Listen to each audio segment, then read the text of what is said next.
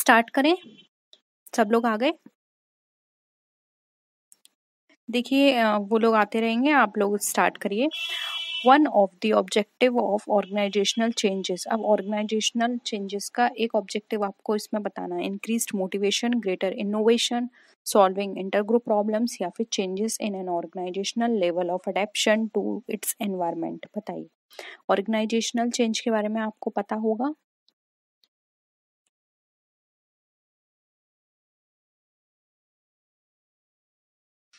Answer करिए जल्दी फटाफट।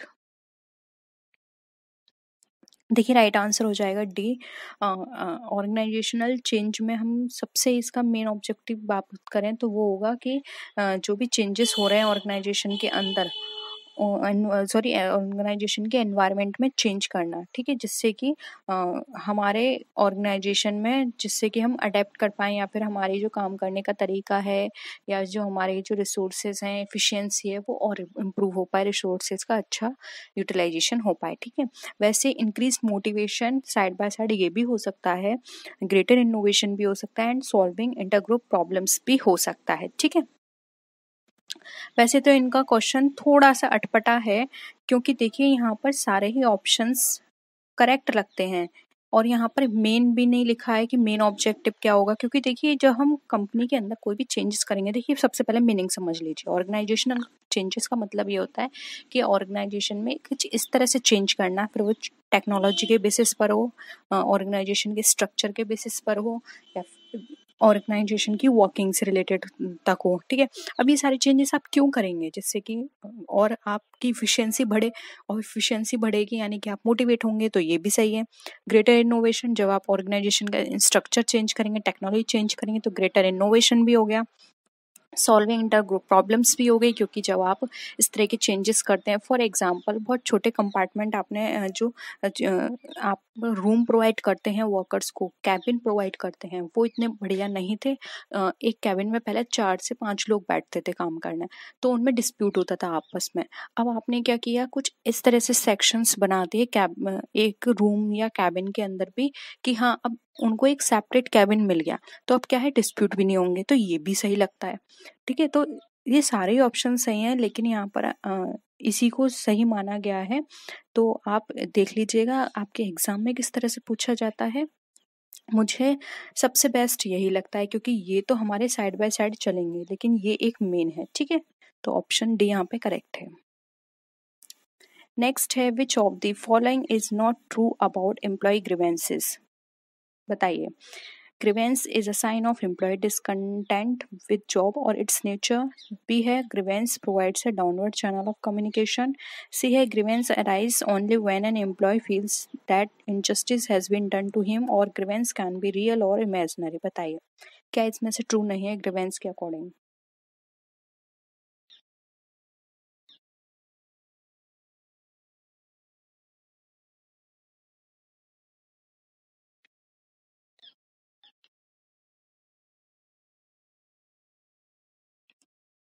देखिए हमें यहाँ पर 1 सही लगता है, सी सही लगता है, एंड डी सही लगता है, लेकिन ये यहाँ पर ये हमारा सही नहीं है, इसलिए आंसर बी हो जाएगा। क्योंकि देखिए यहाँ पर ग्रीवेंस सिर्फ एक ऐसा मीडियम नहीं है कि आप कम्युनिकेशन के लिए ग्रीवेंस बना दो, ऐसा कुछ भी नहीं है।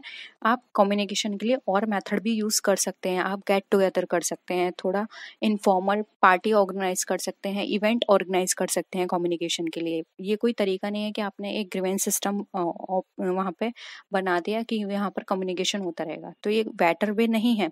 इसके लिए सबसे ग्रीवेंस जो होता है एक साइन है कि वो वहाँ सेटिस्फाई नहीं है वर्किंग कंडीशन से या अपनी जॉब से, या फिर ग्रीवेंस इसलिए भी होता है कि अगर उनको किसी भी तरह का प्रॉब्लम है, उन्हें लगता है कि उनके साथ इनजस्टिस हो रहा है, वो जितना काम करें उतना पैसा नहीं मिल रहा है, सामने वाले को ज़्यादा अच्छी फैसिलिटी दी जा रही है, इसलिए ग्रीवेंस होता है। एंड थर्ड है हमारा, ग्रीवेंस रियल और इमेजिनरी दोनों हो सकता है। रियल का मतलब है उनके साथ असल में वो चीज़ हुई है, और इमेजिनरी का मतलब है कि वो ऐसा फील करते हैं, लेकिन कंपनी की तरफ से ऐसा किसी एम्प्लॉय के साथ बायसनेस नहीं की गई है, लेकिन वो ऐसा फील करते हैं, ठीक है। तो ये ग्रीवेंस हमारा रियल भी हो सकता है और इमेजिनरी भी हो सकता है। यानी कि एक आपने ऑफिस वहाँ पे बना दिया और एक ऐसा ग्रीवेंस सिस्टम है, लेकिन वहाँ पे ना कोई एम्प्लॉय है अलग से, उसके के लिए कोई कैबिन नहीं है, बस वहाँ पे ग्रीवेंस सिस्टम है, ठीक है। तो यहाँ पे ऑप्शन बी हमारा करेक्ट हो जाएगा। नेक्स्ट है which of the following is not a component of job analysis.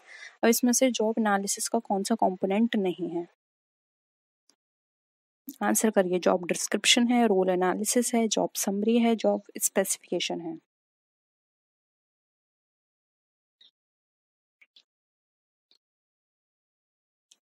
देखिए यहाँ पर बात करें तो राइट आंसर हो जाएगा सी, जॉब समरी। जॉब समरी हमारे जॉब डिस्क्रिप्शन के पार्ट में कंसीडर की जाएगी, जॉब एनालिसिस में नहीं, इसलिए ऑप्शन सी करेक्ट हो जाएगा। नेक्स्ट है under the cooperative bank structure the apex body is. देखिए एपेक्स बॉडी अगर यहाँ पर पूछी गई है तो वैसे यहाँ पर अगर हम बात करें तो इनमें से कोई नहीं होगी, लेकिन हमें ऑप्शंस के अकॉर्डिंग बताना है, तो आप ऑप्शंस के अकॉर्डिंग बताइएगा। वैसे तो आप जानते हैं एपेक्स बॉडी क्या है इसकी। इसको आरबीआई रेगुलेट करता है, कोऑपरेटिव बैंक स्ट्रक्चर को। एपेक्स बॉडी की बात करें तो वो हो जाएगी हमारी state cooperative bank, state level पर, ठीक है। नेशनल कोऑपरेटिव बैंक नहीं होगा, ठीक है। नेक्स्ट है what is SLR ratio of a bank. SLR ratio bank का क्या होता है? Ratio of total deposit against total investment. B option है हमारा amount deposited by the bank with the central bank in the form of cash, gold and securities. C है हमारा amount that commercial banks are required to maintain before providing credit to customers. And D option है amount that commercial banks deposit with the foreign banks. बताइए क्या लगता है इसमें से आपको रेशियो एसएलआर रेशियो है?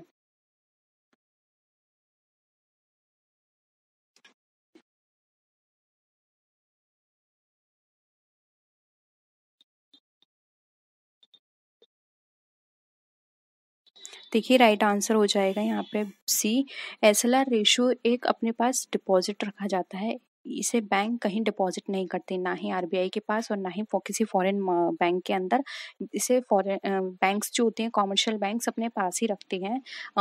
आगे किसी भी तरह की कंडीशन या फिर किसी भी तरह हम ये बोल सकते हैं कि कोई भी ऐसा उनको लगता है कि आगे कोई मिसहैपनिंग होगी या फिर कंपनी को कोई लॉस ना हो, बैंकों को, तो एक अपने पास सिक्योरिटी पर्पस से वो रखते हैं इसको।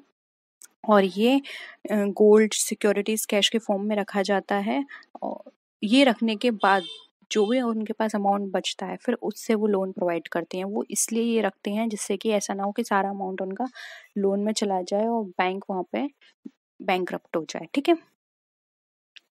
नेक्स्ट है which of the following is not a function of foreign exchange market. Stabilisation function, hedging function, credit function या फिर transfer function.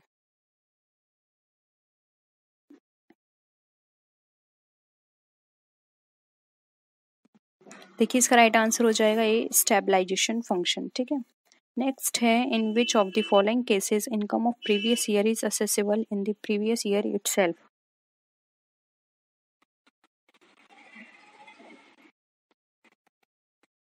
A person in employment, a person engaged in illegal business, a person who is running charitable business और a person living India permanently। Income tax तो आपने पढ़ा होगा, बहुत ही interesting subject है income tax. थोड़ा इसमें रूल्स ज़्यादा हैं, हाँ कंफ्यूजन होता है, लेकिन मज़ा भी बहुत आता है इसको पढ़ने में। मन करता है इसको बार बार पढ़ो। आप में से किस किस को पसंद है इनकम टैक्स? ओके चलो ठीक है, आंसर करो जल्दी जल्दी।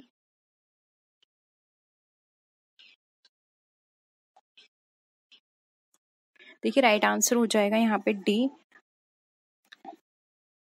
जब कोई पर्सन हमें लगे कि वो इंडिया परमानेंटली छोड़कर जा रहा है तो उसकी जो इनकम है प्रीवियस ईयर में ही असेस की जाती है, क्योंकि वो जो जिस साल उसकी असेस की जाएगी उस साल वो इंडिया में नहीं रहेगा, ठीक है। कुछ और कंडीशंस भी हैं, उनको नोट कर लीजिए। देखिए अगर कोई बिजनेस क्लोज हो रहा है प्रीवियस ईयर में या फिर वो आगे कंटिन्यू नहीं कर पाएगा तो ऐसी कंडीशन में भी उसकी जो इनकम है वो उसी प्रीवियस ईयर में असेस की जाती है। और कोई परमानेंट लीव कर रहा है तब भी, और अगर कोई शिपिंग बिजनेस है जो कि नॉन रेसिडेंट है और शिपिंग बिजनेस है उसका, उसकी भी इनकम उस जिस साल यानी कि हम प्रीवियस ईयर जिसको कंसिडर करते हैं उसी में उसकी असेस कर ली जाती है, क्योंकि ये सारी कंडीशंस ऐसी हैं जिसमें जिस साल उनकी प्रीवियस ईयर की इनकम असेस की जानी चाहिए उस साल वो वहाँ पे मौजूद नहीं होंगे, इसलिए जिस साल वो अर्न करते हैं उसी साल उनको असेस करके उन पर टैक्स लायबिलिटी बना देते हैं, ठीक है, अगर बनता है तो।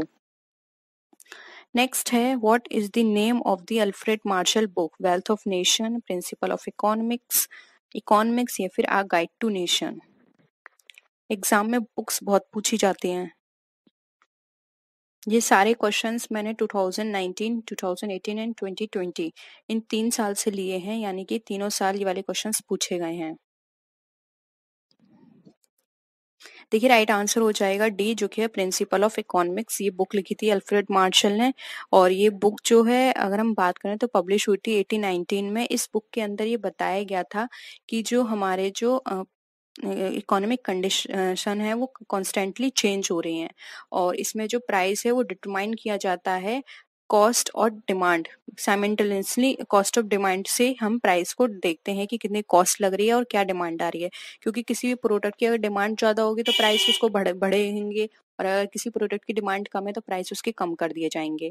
उसी तरह से अगर कॉस्ट ज्यादा लगी है प्रोडक्ट को बनाने में तो प्राइस भी ज्यादा होंगे, और अगर कॉस्ट कम लगी है प्रोडक्ट को बनाने में तो प्राइस भी कम होंगे, ठीक है। तो इसके अकॉर्डिंग हम प्राइस को डिटरमाइन करते हैं, ठीक है। तो ऑप्शन भी यहाँ पे करेक्ट है। नेक्स्ट है, generally demand and income related. अब डिमांड और इनकम में किस तरह का रिलेशन होता है, नेगेटिव, पॉजिटिव, क्वालिटेटिव या फिर अपोजिट? जल्दी जल्दी बताइए।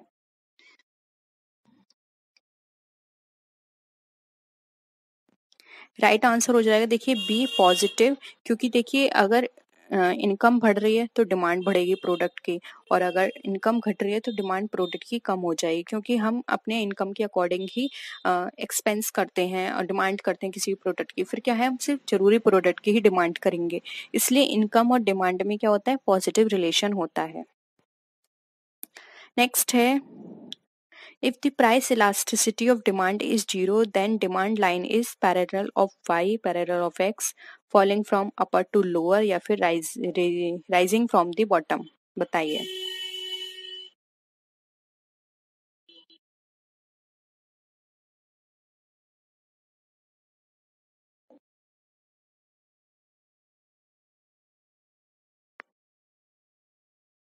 अपने फ्रेंड्स के साथ भी इस वीडियो को शेयर कीजिए।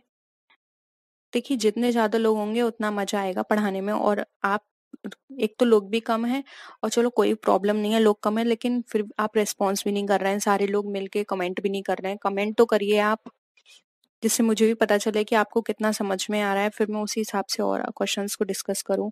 कुछ स्टूडेंट बोलते हैं कि बहुत बेसिक क्वेश्चंस डिस्कस किए जा रहे हैं, थोड़ा हार्ड करिए, कुछ कहते हैं बहुत हार्ड है। तो जब मुझे पता नहीं चलेगा कि ऑडियंस किस तरह की है तो मैं फिर उस हिसाब से क्वेश्चंस कैसे बता पाऊंगी आपको। और वैसे मेरा पैटर्न हमेशा वही रहा है कि एग्जाम में जो पूछे जा रहे हैं मैं वही डिस्कस कर रही हूँ, और एग्जाम में अगर इजी पूछे जाते हैं तो मुझे इजी डिस्कस करना पड़ेगा, और अगर टफ पूछे जाते हैं तो टफ डिस्कस करना पड़ेगा, ठीक है। तो ये मत सोचिए कि बहुत इजी है या बहुत टफ है। राइट आंसर है इसका ए। देखिए यहाँ पर जो है price elasticity of demand zero है, तो पैरेलल में ही जाएगी डिमांड लाइन, क्योंकि डिमांड की साइड तो वहां पर उनको मूवमेंट होगा ही नहीं इसका, हमारी जो स्लोप जाएगा उसका, इसलिए यहाँ पे ये पैरेलल ऑफ वाई रहेगी, ठीक है। नेक्स्ट है, elasticity for demand for salt is relatively elastic, relatively perfect elastic, unitary elastic या फिर रिलेटिवली इन इलास्टिक? बताइए।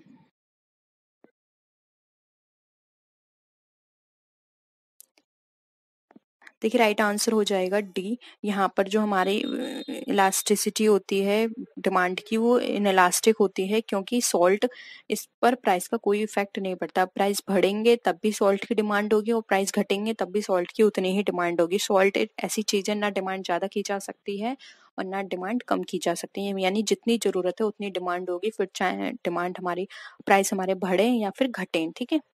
नेक्स्ट है, which scholar gave the idea that the utility is measured, Hicks, Pareto, Allen या फिर martial? जल्दी बताइए। देखिए इसका जो आंसर होगा वो होगा डी, मार्शल। और ये इन्होंने बताया कि था कि इसको हम किस में मेजर करते हैं, यूटिल्स में। ठीक है, नेक्स्ट है, who was the originator of rent theory, Ricardo, Adam Smith, Marshall या फिर माल्थस, बताइए।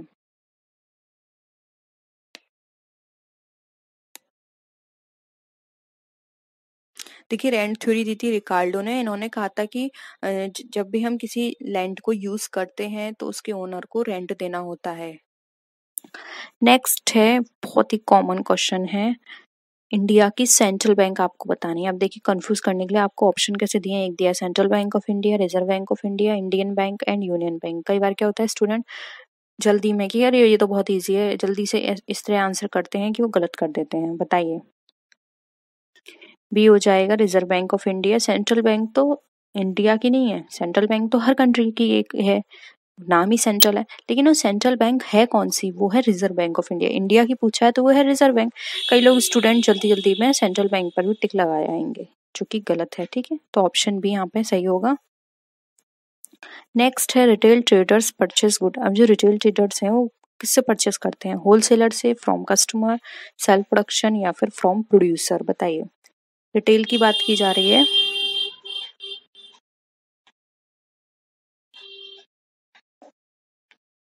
देखिए यहाँ पर इसका राइट आंसर हो जाएगा ए, होलसेलर। रिटेल होलसेलर्स खरीदते हैं। देखो ऐसी चेन होती है, प्रोड्यूसर, प्रोड्यूसर से खरीदेगा कौन, होलसेलर, होलसेलर से खरीदेगा रिटेलर, और रिटेलर से कौन खरीदेगा, कस्टमर। अब बीच में एजेंट भी आ सकते हैं, जैसे प्रोड्यूसर से होलसेलर में भी एजेंट आ गया, यहाँ एजेंट आ गया, यहाँ एजेंट आ गया। ये डिपेंड करता है, वैरायटी है इसमें, बहुत सारी फॉर्म्स हैं इनकी चेन की। ये एक सिंपल मैंने आपको ओवरऑल बता दी है। कई बार क्या होता है डायरेक्ट प्रोड्यूसर से कस्टमर भी आ जाता है, बीच में एक एजेंट होगा, या फिर नहीं भी हो सकता, या फिर डायरेक्ट प्रोड्यूसर से रिटेलर भी आ सकता है। डिपेंड करता है किस जगह पर कौन सा प्रोडक्ट की बात की जा रही है। लेकिन यहाँ पर ए हो, पी से हमारा क्या हो जाएगा, डब्ल्यू, डब्ल्यू से आर, आर से सी, तो इसलिए यहाँ पे ऑप्शन ए हमारा करेक्ट है। नेक्स्ट है, what is credit control, credit expansion, contraction of credit, expansion and contraction of current supply, currency supply या फिर ऑल ऑफ दीज।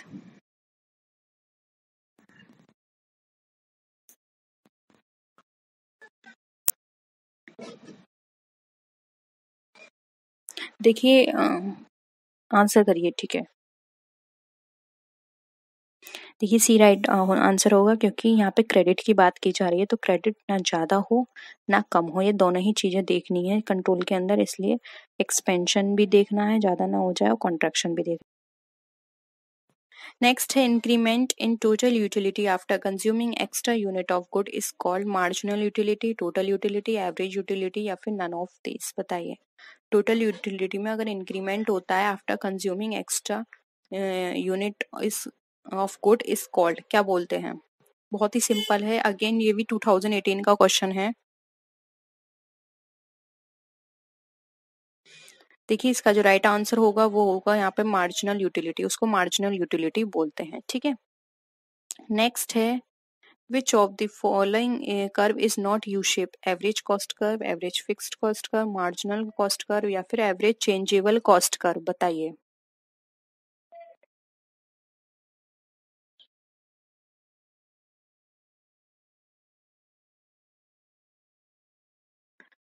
बताइए कौन सा होगा यहाँ पर यू शेप कर्व। नहीं होगा, ये नहीं पूछा है यहाँ पर, तो आपने ये ग्राफ बनाए होंगे उसके बेसिस पर आपको पता होगा। देखिए एवरेज फिक्स कॉस्ट कर्व जो होता है यू शेप नहीं होता है, जबकि एवरेज कॉस्ट कर्व क्या होता है, हम इस तरह से बनाते हैं, यू शेप होता है। मार्जिनल कॉस्ट कर्व भी इस तरह से बनता है, और एवरेज चेंजेबल कॉस्ट भी इसी तरह से बनेगा उसका स्लोप, लेकिन एवरेज फिक्स्ड कॉस्ट का ऐसा नहीं होता है, इसलिए ऑप्शन बी यहाँ पे राइट आंसर हो जाएगा।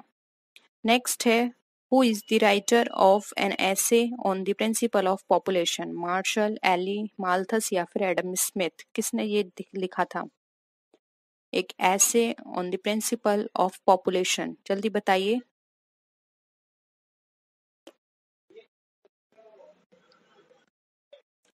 देखिए इसका राइट आंसर हो जाएगा सी, माल्थस। माल्थस ने ये लिखा था, बहुत ही पॉपुलर है ये और एग्जाम में बहुत पूछा जाता है। नेक्स्ट है, internal auditor is appointed by manager, share holders, government या फिर साइंटिफिक ऑडिट, ऑडिट या ऑडिटर, बताइए।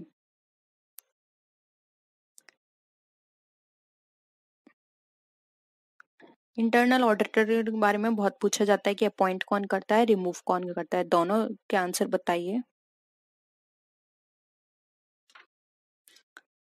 देखिए अपॉइंट की बात करें तो मैनेजर्स होते हैं और